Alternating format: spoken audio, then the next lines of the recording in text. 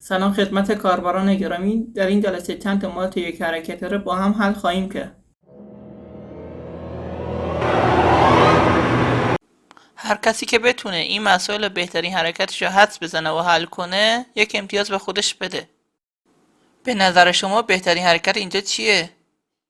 بله درست حدس زدید. رخ B8.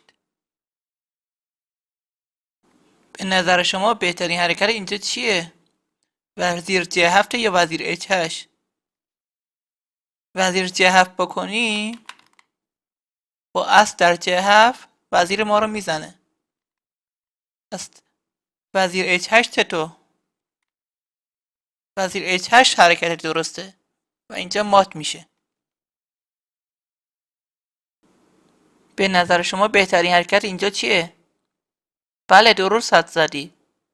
رخ H4 کیشو مات. به نظر شما بهترین حرکت اینجا چیه؟ بله درست حدس زدی. رخ D8. به نظر شما بهترین حرکت اینجا چیه؟ بله دقیقاً. اسب F7 کیشو مات.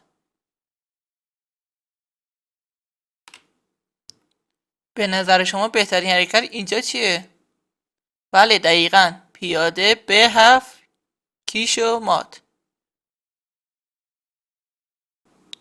به نظر شما بهترین حرکت اینجا چیه؟ اسب D7 یا اسب C6؟ اگه اسب D7 بکنه با وزیر در D7 نسبت به برتری که داره میتونه این بازی رو سیاه ببره. ولی اگه اسب C6 بکنه شاه سیاه راه فراری نداره و کیشو مات میشه. خیلی ممنون که در این جلسه همراه هم بودین. در جلسه آینده ترفیع پیاده رو آموزش خواهم داد. تا جلسه آینده خدا نگهدار.